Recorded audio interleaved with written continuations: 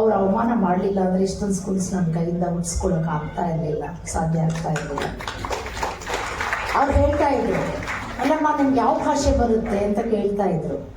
ನನಗೆ ತೆಲುಗು ಬರುತ್ತೆ, ಹಾಗಾದ್ರೆ ತೆಲುಗು ಮೀಡಿಯಂ ಸ್ಕೂಲಲ್ಲಿ ಓದಿಸ್ಬೋದಲ್ವಾ, ನೀವು ಯಾಕೆ ಇಲ್ಲಿ ಬಂದಿದ್ರಿ ಅಂತ ಕೇಳ್ತಾ ಇದ್ರು.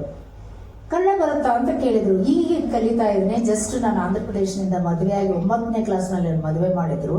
14ನೇ ವರ್ಷದಲ್ಲಿ ನಾನು ಮದುವೆ ಮಾಡಿಕೊಂಡು ಕರ್ನಾಟಕಕ್ಕೆ ಬಂದೆ. 9ನೇ ಕ್ಲಾಸ್ ಎಕ್ಸಾಮ್ ನಾನು ಆಫ್ಟರ್ ಮ್ಯಾರೇಜ್, ಮದುವೆ ಆದ ನಂತರ 9ನೇ ಕ್ಲಾಸ್ ಎಕ್ಸಾಮ್ ಬರೆದು ದಾವಣಗೆರೆಗೆ ಬಂದಿದ್ದೆ ಸೊಸೆಯಾಗಿ. ನನಗೇನು ಗೊತ್ತಿಲ್ಲ ಮೇಡಮ್ ಯಾವುದು ಲ್ಯಾಂಗ್ವೇಜ್. ತುಂಬ ಬೈದರು. 7-8 ಸರಿ ಹೋಗಿದ್ದಕ್ಕೆ ನಾನ್ ಸೆನ್ಸ್ ಲೇಡಿ ಹೊರಗೆ ಹಾಕಿ ಅಂತ ಹೇಳಿದರು. ಹೊರಗೆ ಹಾಕಿ ಅಂತ ಹೇಳಿ ನನ್ನ ಅಪ್ಲಿಕೇಶನ್ಸ್ ಎಲ್ಲ ಬಿಸಾಕಿದ್ರು. ಫಸ್ಟ್ ಫ್ಲೋರಿಂದ ಕೆಳಗೆ ಬಿತ್ತು. ಕೆಳಗೆ ಬಿದ್ದಾಗ ಗಾಳಿಯಲ್ಲಿ ನಾನು ಓಡಿ ಅವನ್ನೆಲ್ಲ ಅಪ್ಲಿಕೇಶನ್ಸು ಮತ್ತು ಅವ್ರದ್ದು ಡೇಟ್ ಆಫ್ ಬರ್ತ್ ಸರ್ಟಿಫಿಕೇಟ್ಸು ಎಲ್ಲ ಆರಿಸ್ಕೊಳ್ತಾ ಇದ್ದೆ. ಆರಿಸ್ಕೊಂಡು ಒಂದು ಸೆಕೆಂಡ್ ನಿಂತು ಸ್ಕೂಲ್ ನೋಡಿದೆ. ತುಂಬ ದೊಡ್ಡ ಸ್ಕೂಲು. ಬಟ್ ಅಂದ್ಕೊಂಡಿದ್ದೆ ಸಿಸ್ಟರ್ ಯಾರು, ಓಕೆ ಸಿಸ್ಟರು ಇಲ್ಲಿ ಅಪಾಯಿಂಟೆಡ್ ಲೇಡಿ, ಅವರು ಓನರ್ ಅಲ್ಲ. ಬಟ್ ಒಂದು ಅಪಾಯಿಂಟೆಡ್ ಲೇಡಿಗೆ ಇಷ್ಟೊಂದು ಘನತೆ ಗೌರವ ನಮಗೆ ಇಟ್ಕೊಂಡು ನಮಗೆ ಅವಮಾನ ಮಾಡಿದರೆ ನಾವು ಯಾಕೆ ಓನರ್ ಆಗಬಾರ್ದು, ನಾವು ಯಾಕೆ ಸ್ಕೂಲ್ ಕಟ್ಟಬಾರ್ದು? ಹಳ್ಳಿ ಜನರಿಗೆ ಎಷ್ಟೊಂದು ಜನಕ್ಕೆ ಈ ಥರ ಅವಮಾನಗಳು ಆಗ್ತವೆ. ಅವ್ರ ಮಕ್ಕಳು ಓದಿಸ್ಕೊಳೋದು ಬೇಡವೇ ಅನ್ನೋದು ಒಂದು ಕ್ವಶನ್ ಕಾಡ್ತಾ ಇತ್ತು. ಅಲ್ಲಿಂದ ನಾನು ಸ್ಟಾರ್ಟ್ ಮಾಡ್ಕೊಂಡೆ. ನನ್ನ ಮಗಳನ್ನ ಏನೋ ಯಾವುದೋ ಒಂದು ಇನ್ಫ್ಲೂಯೆನ್ಸಿಂದ ಅದೇ ಸ್ಕೂಲ್ಗೆ ಸೇರಿಸಿದ್ದೀನಿ. ಬಟ್ ನಾನು ಕಾಣಿಸ್ಕೊಳ್ಳಿಲ್ಲ ಅವ್ರಿಗೆ. ಅಕ್ಟೋಬರ್ ನವಂಬರ್ನಲ್ಲಿ ಮೇಡಮ್ ಹತ್ರ ಹೋಗಿದ್ದೆ. ಹೇಳ್ತಾ ಇದ್ರು, ನಿಮ್ಮನ್ನೆಲ್ಲ ನೋಡಿದ್ದೀನಿ ಅಲ್ವಾ ಅಂತ. ಎಸ್ ಮೇಡಮ್, ನಾನೇ ನೀವು ನೋಡಿದಿರಿ. ಯಾವಾಗ ನೋಡಿದ್ದೀನಿ? ಇಂಥ ಸಂದರ್ಭ. ಮತ್ತು ನಿಮ್ಮ ಮಗಳು ಇಲ್ಲಿ ಸೇರಿಸಿದ್ರಿ ಇದೇ ಸ್ಕೂಲು. ಹೇಗೆ? ಇನ್ಫ್ಲೂಯೆನ್ಸ್. ಓಕೆ, ಈಗ ಬಂದಿದ್ದೇನು ಕಾರಣ? ನೀವು ನನಗೆ ಬೈದ್ರಲ್ಲ, ನಾನು 10th ಸ್ಟ್ಯಾಂಡರ್ಡ್ ಓದಬೇಕಾಗಿದೆ. 10th ಸ್ಟ್ಯಾಂಡರ್ಡ್ಗೆ ಹೆಂಗೆ ಓದಬೇಕು ಗೊತ್ತಿಲ್ಲ, ಹೇಗೆ ಎಕ್ಸ್ಟರ್ನಲ್ ಅಪ್ಲಿಕೇಶನ್ ಕೊಡಬೇಕು ಗೊತ್ತಿಲ್ಲ, ಹೇಳ್ಕೊಡ್ತೀರಾ? ಡೆಫಿನೆಟ್ಲಿ ಮನೆಗೆ ಓಡಿ 21 ರೂಪಾಯಿ ತೊಗೊಂಡ್ಬಾ, ನಾನು ನಿನಗೆ 10th ಕಟ್ಟಿಸ್ತೇನೆ. 10th external, PUC external, BA external Mysuru university, Karnataka university MA external. ಇವೆಲ್ಲ ಮಾಡಬೇಕಾದ್ರೆ ಏನಿತ್ತು ಅಂದರೆ ಮನಸ್ಸು ಸ್ಕೂಲು ತೆರೆಯೋದೇ ಒಂದು ಕಾರಣ. ಆ ಸ್ಕೂಲ್ ತೆರೆಯೋದೇ ಒಂದು ಕಾರಣ ಆಗಿರೋದ್ರಿಂದ ನಾನು MAನಲ್ಲೇ ನಾನು ಸ್ಕೂಲ್ ತೆಗೆದಿದ್ದೆ. ಬಟ್ ಎಲ್ಲಿ ಓಪನ್ ಮಾಡಬೇಕು ಗೊತ್ತಿಲ್ಲ. 1 ರೂಪಾಯಿ ಇಲ್ಲ, 1 ರೂಪಾಯಿ ಅಲ್ಲ, 1 NP ಇಲ್ಲ. ಯಾಕೆಂದ್ರೆ ನಮ್ಮ ಹಸ್ಬೆಂಡ್ ಹೇಳ್ತಾ ಇದ್ರು, ಹಸ್ಬೆಂಡ್ ಹತ್ರ ದುಡ್ಡಿಲ್ಲ ಅಂತಲ್ಲ ಇದೆ. ಬಟ್ ಜನರಲ್ಲಿ ಇರ್ತಕ್ಕಂಥ ಒಂದು ಆತಂಕ ಇರುತ್ತೆ. ಎಲ್ಲಿ ಸೋಲ್ತಾರೋ, ಇಂಥವ್ರು ಹೆಂಡತಿ ಸ್ಕೂಲ್ ಮಾಡಿ ಮುಚ್ಚಿದ್ರು ಅಂತ ಎಲ್ಲಿ ಹೇಳ್ತಾರೋ ಅಂತ ಹೇಳಿ ಜನಕ್ಕೆ ಹಂಚಿ ಅವ್ರು ನನಗೆ ಹೆಲ್ಪ್ ಮಾಡಿರ್ಲಿಲ್ಲ. ಅಮ್ಮ ಮಾಡ್ಬೋದಾಗಿತ್ತು, ಅಮ್ಮನ ಕೂಡ ಇದೇ ಇತ್ತು ಆತಂಕ. ಇಂಥವ್ರ ಮಗಳು ಹೋಗ್ಬಿಟ್ಟು ಒಂದು ಸ್ಕೂಲ್ ಮಾಡಿದಾಳೆ, 6 ತಿಂಗಳು ನಡೆಸಲಿಲ್ಲ, ಮುಚ್ಚಿದಾಳೆ ಅಂತಂದ್ರೆ ನಮ್ಗಿದು ಅವಮಾನ ಅಂತೇಳಿ ಅಮ್ಮ ಕೂಡ ಹೆಲ್ಪ್ ಮಾಡಲಿಲ್ಲ. ನಾನೇನು ಮಾಡಬೇಕು ನನಗೆ ಗೊತ್ತಾಗಲಿಲ್ಲ. ಬಟ್ ವಿತೌಟ್ 1 NP ಒಂದು ಕ್ಯಾಟಲ್ ಶೆಡ್ನಲ್ಲಿ 140 ರೂಪಾಯಿ ಬಾಡಿಗೆ ತಗೊಂಡು ಕ್ಯಾಟಲ್ ಶೆಡ್ನಲ್ಲಿ ಸ್ಕೂಲ್ ಓಪನ್ ಮಾಡಿ ಇವತ್ತು ನಿಯರ್ಲಿ ಒಂದು 24 ಏರಿಯಾಸ್ನಲ್ಲಿ ಕಾಲೇಜಸ್ ಆ್ಯಂಡ್ ಸ್ಕೂಲ್ಸ್ ಮಾಡಲಿಕ್ಕೆ ಒಂಥರ ಅವಕಾಶ ನನಗೆ ಸೊಸೈಟಿ ಕೊಡ್ತು. ನಾವು ಚೇತನ ಕುಟುಂಬ ಅಂತ ಕರಿತೀವಿ ಅವ್ರನ್ನೆಲ್ಲರನ್ನೂ ಕೂಡ. ಸುಮಾರು ಜನ ಅದರ್ ವರ್ಕರ್ಸ್ ಎಲ್ಲ ಇದ್ದಾರೆ. ಇಷ್ಟೆಲ್ಲ ಇಟ್ಕೊಂಡು ಮಾಡೋದು ನನಗೆ ತುಂಬಾ ಸಂತೋಷ ಆಗಿದೆ. ಅದು ನನ್ನ ಕತೆ ಇವ್ರಿಗೆ ಹೇಗೆ ಗೊತ್ತಾಯಿತು ಅಂತ ನನಗೂ ಗೊತ್ತಿಲ್ಲ. ಬಟ್ ನನಗಿಂತ ಎರಡು ಕ್ಲಾಸ್ ಹಿಂದೆ ಹಾಕಿದ್ದಾರೆ. ನಾನು 9ರ ತನಕ ಓದಿದ್ದೀನಿ, ಇವ್ರು ಮಾತ್ರ ಬರೀ 7ಕ್ಕೆ ಹಾಕ್ಬಿಟ್ಟಿದ್ದಾರೆ. ನನಗೆ ಭಾಳ ಸಂತೋಷ ಆಯಿತು ಭಾರತಿ ಟೀಚರ್ ಬಗ್ಗೆ ಕೇಳಿ. ಇಂಥದ್ದೊಂದು ಬರಬೇಕು, ಇದು ರಿಯಾಲಿಟಿನೂ ಇದೆ. ಅವಮಾನ ಆಗ್ತವೆ. ಪ್ರಪಂಚದಲ್ಲಿ ಯಾರಿಗೂ ಆಗಲ್ಲ ಅವಮಾನ, ಎಲ್ಲರಿಗೂ ಆಗುತ್ತೆ. ಬಟ್ ಅದನ್ನು ಸಹಿಸ್ಕೊಂಡು ಅನ್ನೋದಕ್ಕಿಂತ ದಾಟ್ಕೊಂಡು ಅಂತ ಹೇಳ್ತೀನಿ ನಾನು.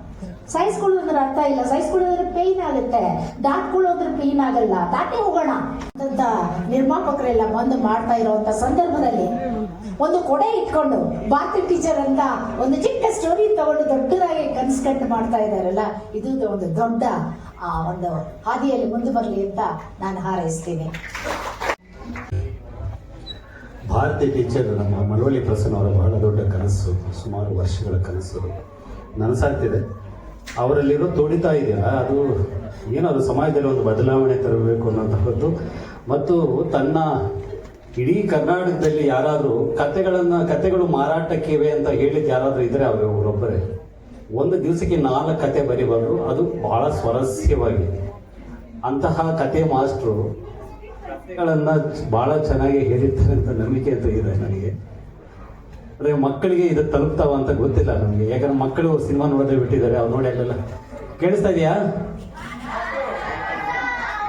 ನಾನೊಂದು ಹಾಡಿನ ಒಂದು ಸಾಲ ಹೇಳ್ತೀನಿ, ಫುಲ್ ನೀವು ಹೇಳಬೇಕು. ಆಮೇಲೆ ಹೂವಿನ ಬಾಣದಂತೆ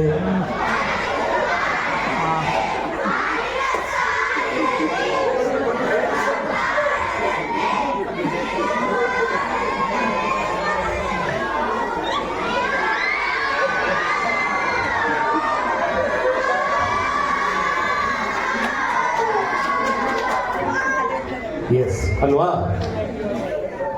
ಈಗ ಈ ಸಭಾಂಗಣ ಯಾರ ಹೆಸರಲ್ಲಿದೆ ಗೊತ್ತಾ? ಎಚ್ ನರಸಿಂಹಯ್ಯ ಅವರು. ಗೊತ್ತಾ ಯಾರಂತ? ಯಾರು? ನೀವು ಹಿಂಗಾಗಬಾರ್ದು ಅಂತಂದ್ರೆ ಈ ಭಾರತಿ ಟೀಚರ್ ನೋಡಬೇಕು. ಕೆಟ್ಟದನ್ನು ಮಾತ್ರ ಕಲಿತಾ ಇದ್ದೀರಿ, ಕೆಟ್ಟದ್ದು ಮಾತ್ರ ನಿಮಗೆ. ಹೊರಗಡೆ ಹೋಗ್ತಾ ಇದ್ರೆ ನಿಮಗೆ ಬರ್ಗರ್ ಮಾತ್ರ ಇಷ್ಟ ಆಗುತ್ತೆ, ಹೊರಗಡೆ ಹೋಗ್ತಾ ಇದ್ರೆ ಕೆಟ್ಟ ಪೋಸ್ಟರ್ ಮಾತ್ರ ಕಾಣುತ್ತೆ, ಯೂಟ್ಯೂಬ್ ತೆಗೆದ್ರೆ ಕೆಟ್ಟದ್ದು ಮಾತ್ರನೇ ರಿಜಿಸ್ಟರ್ ಆಗ್ತಾ ಇದೆ. ಅದೆಲ್ಲವೂ ಕೂಡ ಆರೋಗ್ಯಕ್ಕೆ, ಮನಸ್ಸಿನ ಆರೋಗ್ಯಕ್ಕೆ ತುಂಬಾ ಕೆಟ್ಟದ್ದು. ಒಳ್ಳೆ ಆರೋಗ್ಯ ನಿಮಗೆ ಬೇಕು ಅಂತಂದ್ರೆ ಇಂತಹ ಸಿನಿಮಾಗಳನ್ನು ನೋಡಬೇಕು.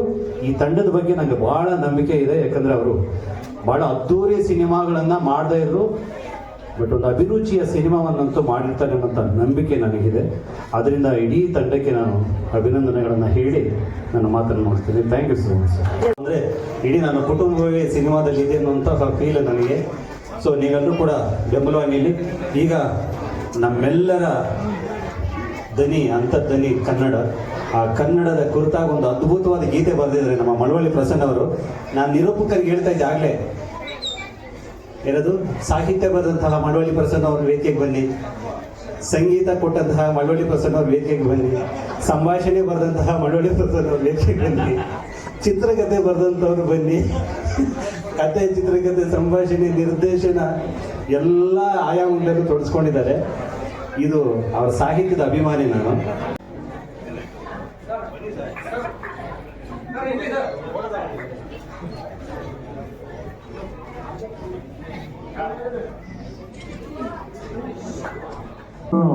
ಪ್ರಸನ್ನ ಭಾಳ ಆತ್ಮೀಯ ಸ್ನೇಹಿತರು.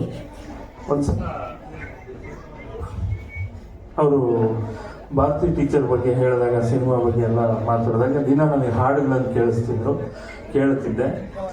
ಈಗ ಈ ಸಿನಿಮಾದ ಆಡಿಯೋ ರಿಲೀಸ್ ಹಂತಕ್ಕೆ ಬಂದಾಗ ಎಲ್ಲಾದ್ರೂ ಆಡಿಟೋರಿಯಂಗಳಲ್ಲಿ ರಿಲೀಸ್ ಮಾಡೋದು ಸಹಜ, ಆದರೆ ಅದನ್ನು ಯಾಕೆ ಒಂದು ಶಾಲೆಯಲ್ಲೇ ಮಾಡಬಾರ್ದು ಅಂತ ಹೇಳಿದೆ. ಇಮ್ಮಿಡಿಯೇಟಾಗಿ ಅದಕ್ಕೆಲ್ಲ ತಯಾರಿ ಆಯಿತು.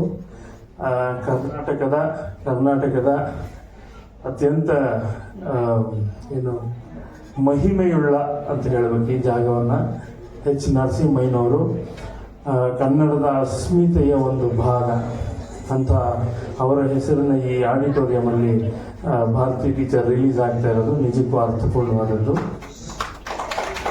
ಅದರ ಜೊತೆಗೆ ಇದನ್ನು ರಿಲೀಸ್ ಮಾಡಬೇಕಾದ್ರೆ ನಮಗೆ ಗೊತ್ತಿದೆ, ಅನೇಕ ತಾರೆಯರು, ಸಿನಿಮಾ ತಾರೆಯರು ಯಾರೋ ಬಂದು ರಿಲೀಸ್ ಮಾಡೋದು ಬೇರೆ.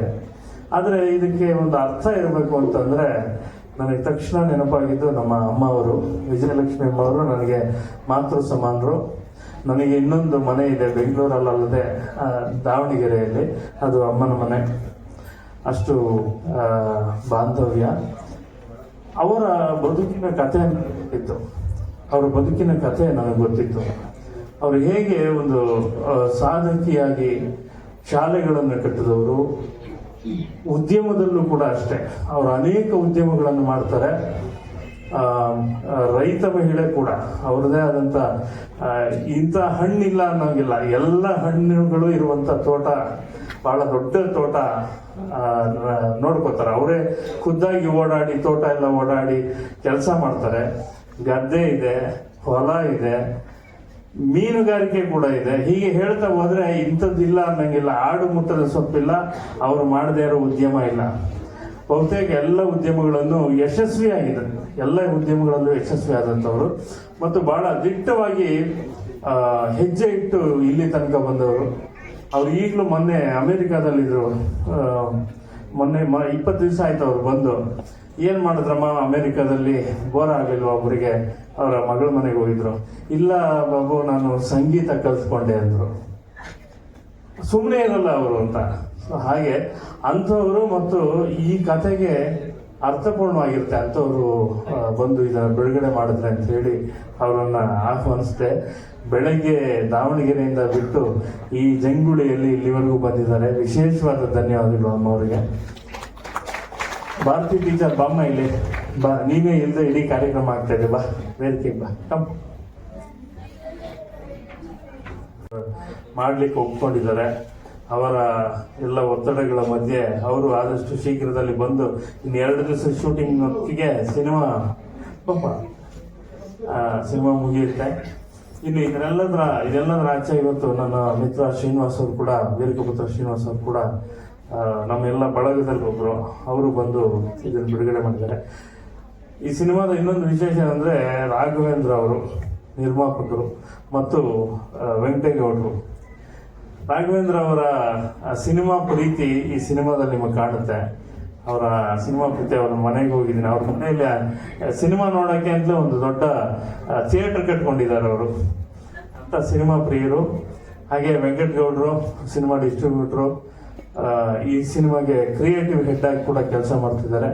ಇಡೀ ತಂಡಕ್ಕೆ ಒಳ್ಳೆಯದಾಗಲಿ ಅಂತ ಹಾರೈಸ್ತಾ, ವಿಶೇಷವಾಗಿ ಇದನ್ನು ಮ್ಯೂಸಿಕ್ ಬಜಾರ್ ಆಡಿಯೋ ಸಂಸ್ಥೆ ಮೂಲಕ ಪ್ರೆಸೆಂಟ್ ಮಾಡ್ತಾ ಇದ್ದೀವಿ. ಇದು ನನ್ನದೇ ಸಂಸ್ಥೆ, ಮ್ಯೂಸಿಕ್ ಬಜಾರ್ ಆಡಿಯೋ ಕಂಪನಿ. ಇಲ್ಲಿ ತನಕ ಒಂದು ಟ್ರಯಲ್ ಒಂದಷ್ಟು ಸಿನಿಮಾಗಳು ಕೆಲಸಗಳು ಆಗಿದೆ. ಇನ್ನು ಮುಂದೆ ಸಿನಿಮಾ ಆಡಿಯೋಗಳು ಅಥವಾ ಬೇರೆ ಆಲ್ಬಮ್ ಸಾಂಗ್ಸು ಇದೆಲ್ಲ ಮ್ಯೂಸಿಕ್ ಬಜಾರಲ್ಲಿ ಸಿಗುತ್ತೆ. ನಾನು ವ್ಯಾಪಾರಸ್ಥ ಅಲ್ಲ, ಕಲಾವಿದ.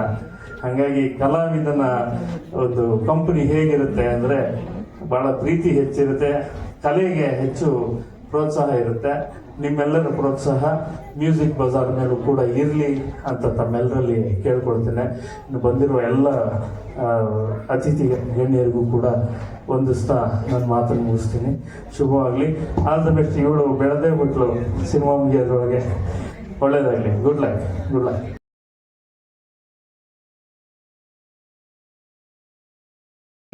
ಹೇಗೆ ಉಳಿಸ್ಕೊಂಡ್ವಿ ಅನ್ನೋದು ಬೇರೆ. ಸೌಜನ್ಯ ನಮ್ಮ ಈ ಚಿತ್ರದಲ್ಲಿ ತಾಯಿ ಪಾತ್ರ ಮಾಡಿದಂಥವರು. ಅದಾದ್ಮೇಲೆ ಸಾಕ್ಷಿ ಜಗದೀಶ್ ಅಂತ. ಈಗ ನೀವು ಕೇಳಿದಂಥ ಮಾದೇವ ಸಾಂಗು ಇವರೇ ಹಾಡಿದ್ದು. ತುಂಬ ಒಳ್ಳೆ ದಿವ್ಯಾ ಅರ್ಚನ್ ನಮ್ಮಲ್ಲಿ ಕಲಾವಿದರಾಗಿ ಅಭಿನಯಿಸಿದವರು. ಇಲ್ಲಿ ತೆರೆ ಮೇಲೆ ಕಾಣಿಲ್ಲ. ರೋಹಿತ್ ರಾಘವೇಂದ್ರ ನಮ್ಮ ಹೀರೋ, ನಮ್ಮ ನಿರ್ಮಾಪಕರ ಮಗ ಕೂಡ ಹೌದು. ಇಂಡು ಎಳ್ಳಿಕಟ್ಟಿಯವರು, ಅವರು ಕ್ಯಾಮ್ರಾಮನ್ನು. ರಾಘವೇಂದ್ರ ರೆಡ್ಡಿ ಸರ್ ನಮ್ಮ ಚಿತ್ರದ ನಿರ್ಮಾಪಕರು. ಕುಮಾರಿ ಯಶಿಕಾ ನಮ್ಮ ಸಿನಿಮಾದ ಭಾರತಿ ಪಾತ್ರವನ್ನು ನಿರ್ವಹಿಸಿದಂಥವಳು. ನಾನು ನಿರ್ದೇಶಕ.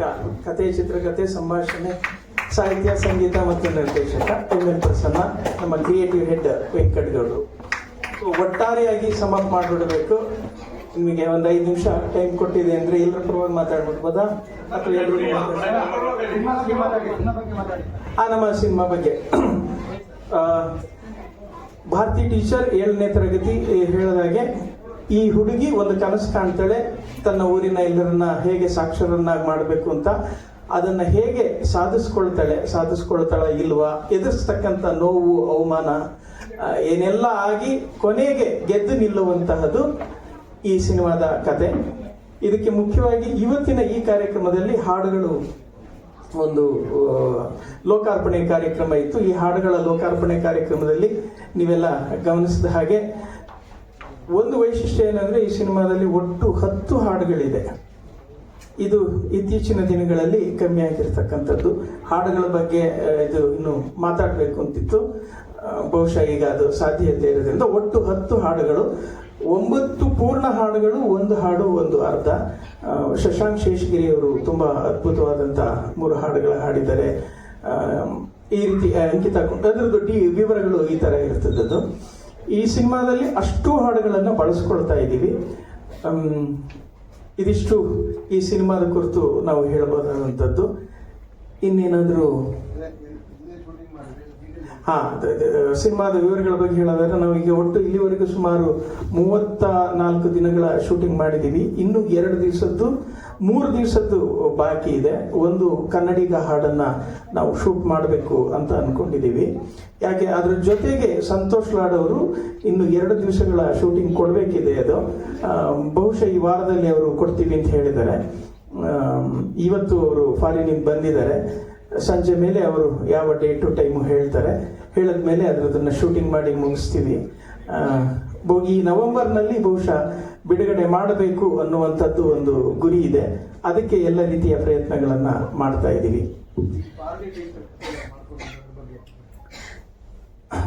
ಅದೇ ಇದು ಭಾರತಿ ಟೀಚರ್ ಕತೆ ನನಗೆ ಇದು ಒಂದು ಸಣ್ಣ ಸಾಲು ಹೊಳೆದಿತ್ತು. ಯಾರೋ ಒಬ್ರು ಕೇಳಿದ್ರು ಮಕ್ಕಳ ಚಿತ್ರ ಮಾಡಬೇಕು ಅಂತ. ಮಕ್ಕಳ ಚಿತ್ರ ಮಾಡಬೇಕು ಅನ್ನುವಾಗ ಯಾವುದನ್ನ ಹೊಸದಾಗಿ ಹೇಳಿದ್ರೆ ಚೆನ್ನಾಗಿರುತ್ತೆ ಅಂತ ಒಂದು ಯೋಚನೆ ಮಾಡಿದೆ. ಅದು ಸಣ್ಣದೊಂದಕ್ಕೆ ಸ್ಟ್ರೈಕ್ ಆಯಿತು. ಬಟ್ ಇಡೀ ರಾತ್ರಿ ನಿದ್ದೆ ಕೊಡಲಿಲ್ಲ. ಅದು ದಟ್ ವಾಸ್ ಟ್ರೂ. ಸುಮಾರು ಒಂದು 4 ಗಂಟೆ ತನಕ ಒಂದೇ ಸಮ ಎಲ್ಲ ಸೀನ್ಗಳು ಹೊಳಿತಾ ಇತ್ತು. ಆಮೇಲೆ ಇದು ಪೂರ್ತಿ ಆಯ್ತು ಅಂತ ಅನ್ನಿಸ್ತು. ಮಲ್ಕೊಂಡಂಗೆ ಏನಿದೆ ಅಲ್ಲಿಗೆ ನಿಲ್ಲಿಸಿದೆ. ಮಾರನೇ ದಿವಸಕ್ಕೆಲ್ಲ ಪೂರ್ತಿ ಆಯ್ತು. ಕೆಲವುದು ಒಂದಷ್ಟು ದಿವಸ ಕಳೆದು ಅದನ್ನ ಫಸ್ಟ್ ನಮ್ಮ ಇವ್ರಿಗೆ ಕರ್ನಾಟಕ ರಕ್ಷಣಾ ವೇದಿಕೆಯ ಇವರು ನಾರಾಯಣ್ ಗೌಡರು ಈ ಸಿನಿಮಾವನ್ನ ಮಾಡ್ತೀನಿ ಈ ಕತೆ ಒಂದು ಲೈನ್ ಎಲ್ರಿಗೂ ಹೇಳ್ತಾ ಇದ್ದಿದ್ದು. ಹೀಗೆ ಅದನ್ನ ಕೇಳ್ತಿದ್ದಂಗೆ ಅವರು ನಾನು ಮಾಡ್ತೀನಿ ಅಂತಂದ್ರು. ಅದು ಓಕೆ ಅಂತ ಅನ್ಕೊಂಡ್ವಿ. ಆದ್ರೆ ಮಗಳ ಮದುವೆ ಕಾರ್ಯಕ್ರಮಕ್ಕೆ ಅದೊಂದು ಸ್ವಲ್ಪ ಮುಂದೆ ಹೋಯ್ತು. ಇನ್ಯಾರಾದ್ರೂ ಸಿಕ್ಕರು ನೋಡಿ, ಇಲ್ಲಾಂದ್ರೆ 6 ತಿಂಗಳು ಕಳೆದು ಮಾಡ್ತೀನಿ ಅಂದ್ರು. ಅದಾಗಿ ಇಮಿಡಿಯೇಟ್ ಸಿಕ್ಕಿದೆ ನಮ್ಮ ರಾಘವೇಂದ್ರ ರೆಡ್ಡಿ ಸರ್. ಅವ್ರಿಗೂ ಹೀಗೆ 2 ಲೈನ್ ಹೇಳಿದೆ, ಸರ್ ಈ ಥರ ಇದೆ ಅಂತ.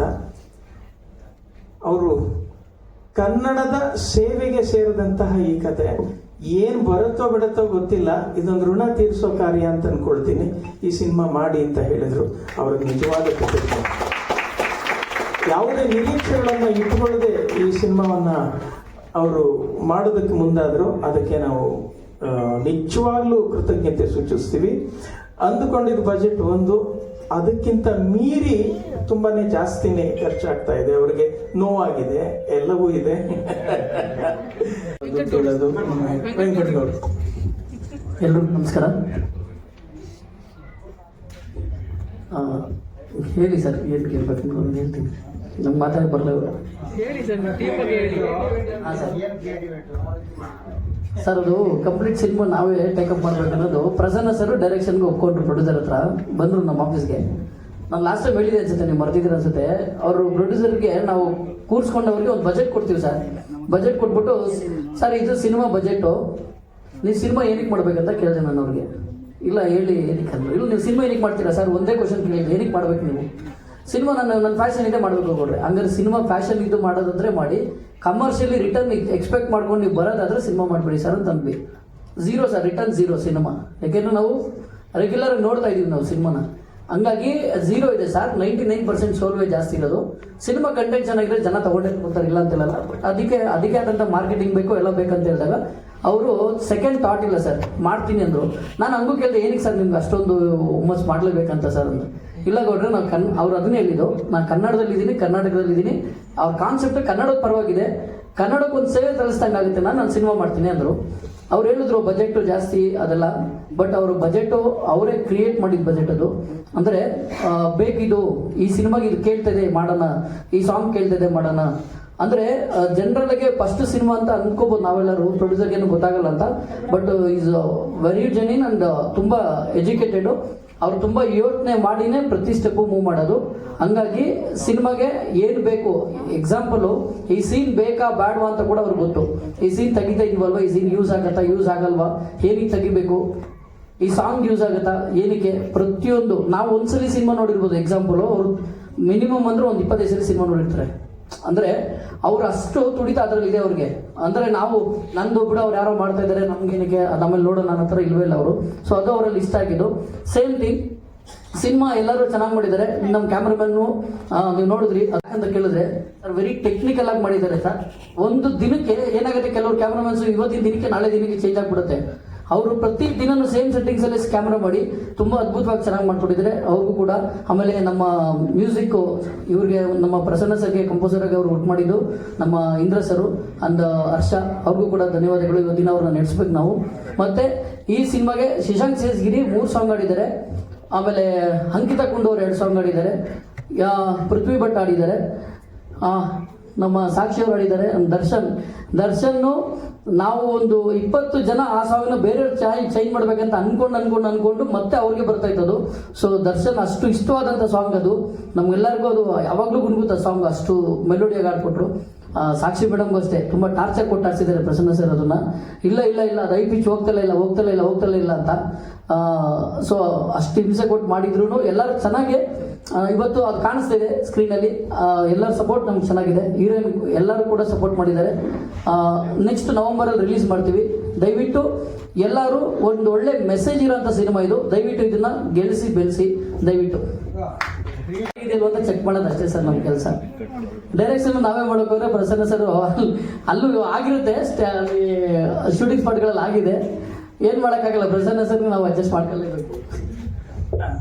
ನಮ್ಮ ಮಹಾಲಿಂಗೇಗೌಡರು ದಯವಿಟ್ಟು ವೇದಿಕೆ ಬಂದು ನಿರ್ಮಾಣ ಮಾಡಿದ್ದಾರೆ, ತುಂಬ ಶ್ಲಾಘನೀಯ. ಹಾಗೆಯೇ ನಮ್ಮ ಒಳ್ಳೆ ಏನಂತಾರೆ ಉದಯೋನ್ಮುಖ ಚಿತ್ರಕಥೆ ನಿರ್ದೇಶಕರು ಅವರು ಸಹ ಇದರಲ್ಲಿದ್ದಾರೆ. ಎಲ್ಲ ನಮ್ಮ ಚಿತ್ರರಂಗದ ಪ್ರತಿಯೊಬ್ಬರು ಸಹ ಇದರಲ್ಲಿ ಪಾತ್ರಧಾರಿಗಳು ಎಲ್ಲ ಇದ್ದಾರೆ. 7th ಸ್ಟ್ಯಾಂಡರ್ಡ್ ಟೀಚರ್ ಜೂನಿಯರ್ ಅವರಿದ್ದಾರೆ. ಈ ಚಿತ್ರ ನಾನು ಟೀಸರ್ ಬಿಡುಗಡೆ ನೋಡಿದೆ, ಅದು ತುಂಬಾ ನನಗೆ ರೋಮಾಂಚನ ಆಯಿತು. ಫಿಲ್ಮ್ ಹೀರೋ, ಪ್ರೊಡ್ಯೂಸರ್, ಡೈರೆಕ್ಟರ್, ನೀವು ನೋಡಿರ್ತಾರೆ ಡೆತ್ ಕಾರ್ಡ್ ಅಲ್ಲಿ ನನ್ನ. ಸೊ ಇಲ್ಲಿ ಭಾರತೀಯ ಟೀಚರ್ 7th ಕ್ಲಾಸ್ ಅಂದಾಗ ನನಗೆ 7th ಕ್ಲಾಸ್ ನೋಡಿದಾಗ ಒಂದು ಸ್ವಲ್ಪ ಭಯ ಆಯ್ತು. ಯಾಕೆಂದ್ರೆ ನಮ್ದು ಫಸ್ಟ್ ಟೈಮು ಪಬ್ಲಿಕ್ ಎಕ್ಸಾಮ್ ಇದೆ, ಪಬ್ಲಿಕ್ ಎಕ್ಸಾಮ್ ಇಲ್ಲ, ಪಬ್ಲಿಕ್ ಎಕ್ಸಾಮ್ ಇಲ್ಲ ಆಗ್ತಾ ಇತ್ತು. ಸೊ ನಾವು ಎಲ್ಲ ದೇವ್ರಿಗೆ ಹರಕೆ ಹೊತ್ಕೊಂಡು ಕೊನೆಗೆ ಪಬ್ಲಿಕ್ ಎಕ್ಸಾಮ್ ತಪ್ಪಿಸಿದ್ವಿ. ಕೊನೆಗೆ ನಮ್ಗೆ ಪಬ್ಲಿಕ್ ಎಕ್ಸಾಮ್ ಇಲ್ಲ ಅಂತೇಳಿ ಲಾಸ್ಟಿಗೆ ಸೀರಿಯಸ್ ಇರುತ್ತೆ, ಓದೋದೇ ಬಿಟ್ಬಿಟ್ವಿ. ಅದಕ್ಕೆ 7th ತುಂಬ ಚೆನ್ನಾಗಿ ನೆನಪಿರುತ್ತೆ. ಮತ್ತೆ ಬೇರೆ ಸ್ಕೂಲ್ಗೆ ಹೋಗೋ ಒಂದು ಆತಂಕ ಅಲ್ಲಿ ಯಾವ ರೀತಿ ಇರುತ್ತೆ ಅನ್ನೋದು ಗೊತ್ತಿರೋದಿಲ್ಲ. ಸೊ ಆ ಒಂದು ಡೈಲಮಾ ಇರುವಂಥ ಸಿಚುವೇಶನ್ನು, ಫೀಲ್ ಇರುವಂಥ ಸಿಚುವೇಶನ್ನು, ಆ ಟೈಮಲ್ಲಿ ನಮಗೆ ತುಂಬ ಜನ ಭಾರತೀಯ ಟೀಚರ್ ಥರ ಆಗಿದ್ದಾರೆ. ಅವರೆಲ್ಲ ನಮಗೆ ಪಾಠ ಕಲಿಸಿದ್ದಾರೆ. ಆಮೇಲೆ ಸಿಗ್ದವರೆಲ್ಲ ಟೀಚರ್ಸ್ ಆಗ್ಬಿಟ್ರು, ಎಲ್ಲರೂ ಪಾಠ ಕಲಿಸ್ತಾ ಇದ್ರು ಬೇರೆ ಬೇರೆ ಥರ. ಸೊ ಈ ರೀತಿಯ ಒಂದು ನೆನಪು ಈ ಪೋಸ್ಟರ್ ನೋಡಿದಾಗ ನನಗೆ ಅನಿಸ್ತು. ಪೋಸ್ಟರ್ ತುಂಬ ಚೆನ್ನಾಗಿ ಮಾಡಿದ್ದಾರೆ. ಆಮೇಲೆ ಟೈಟಲ್ ತುಂಬ ಚೆನ್ನಾಗಿದೆ. ನಾನು ಗ್ಲಿಮ್ಸ್ ಕೂಡ ನೋಡಿದ್ದೆ. ನಾನು ರಾಘವೇಂದ್ರ ಸರ್ ಅವ್ರನ್ನ ಅವ್ರ ಆಫೀಸಲ್ಲಿ ಭೇಟಿಯಾಗಿದ್ದು ನಮ್ಮ ಫಿಲ್ಮ್ ಶೂಟ್ಗೆ. ಅವ್ರಿಗೆ ಆಲ್ರೆಡಿ 1 ದಿನ ತೊಂದರೆ ಕೊಟ್ಟಿದ್ದೀವಿ ಶೂಟ್ ಮಾಡಿ, ಇನ್ನೂ 1-2 ದಿನ ತೊಂದರೆ ಕೊಡ್ತೀವಿ. ಅವ್ರು ತೊಂದರೆ ತಗೊಳ್ಳೋಕೆ ರೆಡಿ ಆಗಿದ್ದಾರೆ. ಸೊ ಈ ಒಂದು ಅಂತ ಒಳ್ಳೆ ಮನಸ್ಸು ಇರೋರಿಗೆ ಇದು ಆಲ್ ದಿ ಬೆಸ್ಟ್, ಚೆನ್ನಾಗಾಗಲಿ. ಹಾಗೆ